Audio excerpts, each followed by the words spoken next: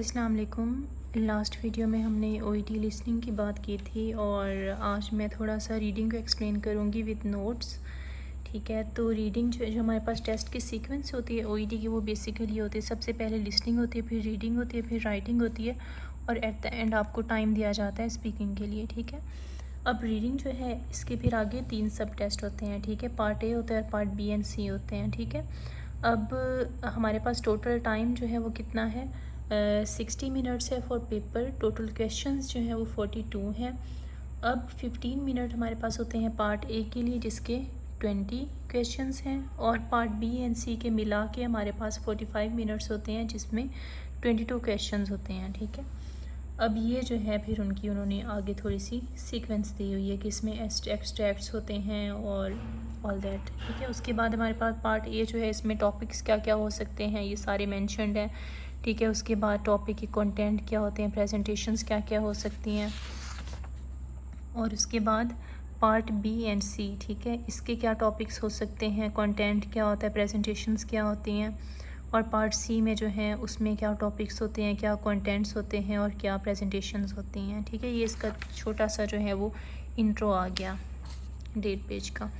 उसके बाद हमारे पास जो है वो सैम्पल पेपर आ जाता है। अब सैम्पल पेपर में क्या होता है, सबसे पहले उन्होंने एक पैराग्राफ दिया हुआ है। ठीक है, अब पैराग्राफ जो है ये बेसिकली क्या है, पार्ट ए है। ठीक है, पार्ट ए जो है उसमें हमारे पास 15 मिनट्स होते हैं और 20 मार्क्स का पेपर होता है। ठीक है, एक पैराग्राफ होगा, पैराग्राफ के जो है वो आगे 4 पार्ट्स होंगे, text A, text B, text C and text D. ठीक है, अब आपने क्या करना है, इन पूरे पैराग्राफ को पढ़ना है। पूरे पैराग्राफ को पढ़ने के बाद हमारे पास जो है वो फिल इन द ब्लैंक्स होते हैं ये वाले। ठीक है, हमने क्या करना है, इनको फिल करना है। ठीक है, अब इसमें जो है ये वाला पार्ट क्या है, वो हमसे ये पूछ रहा है कि ये वाली जो बात है ये कौन से पैराग्राफ में डिस्कस की हुई है। For example risk of feeding a child via the nasogastric tube, ये उसने कौन सी पैराग्राफ में बताई हुई है, ये हमने आगे फिर उसको मेंशन करना है। पैराग्राफ ई में उसने एक्सप्लेन की थी, बी में या सी में। ठीक है, उसके बाद है calculating the length of the tube that will be required for a patient. ठीक है, अब लेंथ ऑफ ट्यूब जो है उसने पैराग्राफ बी में उसको एक्सप्लेन किया हुआ है। when alternative forms of feeding may be more appropriate than the nasogastric tube। ठीक है, ये भी उसने जो है पैराग्राफ ए में, ये आगे मैंने खुद इसको जो है वो सॉल्व किया हुआ है क्योंकि मैंने इसकी पहले तैयारी की थी। ठीक है, अब आपने क्या करना है, पीछे से पैराग्राफ को अच्छे से पढ़ना है। उनको पढ़ने के बाद जो है आपने इन सब के जो है वो आंसर्स आगे लिखने होते हैं। आफ्टर दैट हमारे पास जो है वो मज़ीद फिल इन द ब्लैंक्स होते हैं। इसमें क्या है ये देखें, क्वेश्चन नंबर 8 से लेके क्वेश्चन नंबर 15 तक। ठीक है, इसमें क्या है, उसने पूछा है answer each of the questions with a word और short phrase for one of the text. Each answer में इंक्लूड वर्ड, नंबर और बोथ। ठीक है, ये हमारे पास फिल इन द ब्लैंक्स आ गए। उसके बाद आगे मज़ीद हमारे पास फिल इन द ब्लैंक्स हैं। Complete each of the sentences with a word और short phrase from one of the text. Each answer में इंक्लूड वर्ड्स, नंबर्स और बोथ। ठीक है, अब यहाँ पे हमारे पास जो है वो पार्ट ए के क्वेश्चन जो है वो कंप्लीट हो गए हैं, 20 क्वेश्चंस। इन 20 क्वेश्चंस के लिए हमारे पास टाइम होता है 15 मिनट्स का, लेकिन जब हम तैयारी करते हैं तो हमारा टारगेट ये होता है कि हम इसको विद इन 12 मिनट्स कंप्लीट कर लें। अगर हम ड्यूरिंग प्रैक्टिस इसको 12 मिनट्स में कंप्लीट कर पाते हैं तभी इस चीज़ के चांसेस होते हैं कि हम जो है एक्चुअल एग्ज़ाम में जाके इसको विद इन 15 मिनट्स सॉल्व कर लेंगे। ठीक है, उसके बाद हमारे पास आएगा पार्ट बी। पार्ट बी जो है वो इस तरह का होता है, इसमें हर एमसीक्यू जो है, हर एमसीक्यू के साथ एक छोटा पैराग्राफ जो है वो दिया होता है। हमने इसको पढ़ना होता है और इसके हिसाब से हमने जो है वो फिर इसको ऑप्शन को सिलेक्ट करना होता है। ठीक है, क्वेश्चन नंबर 1 आ गया, इसका क्वेश्चन नंबर 2 आ गया,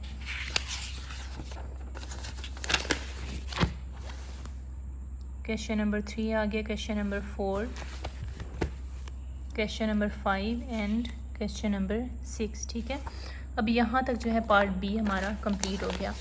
ठीक है, अब पार्ट सी जो है, पार्ट सी के अंदर 2 तरह के टेक्स्ट होते हैं। ठीक है, अब ये क्या है, ये टेक्स्ट 1 है। ठीक है, इसको हमने पूरा पढ़ना है। इसको पढ़ने की ये थोड़ा सा कॉम्प्लिकेटेड होता है। इसको पढ़ने के बाद हमने जो है वो इन एमसीक्यूज़ का जो है वो आंसर देना होता है उसी पिछले पैराग्राफ में से। ठीक हो गया, उसके बाद जो है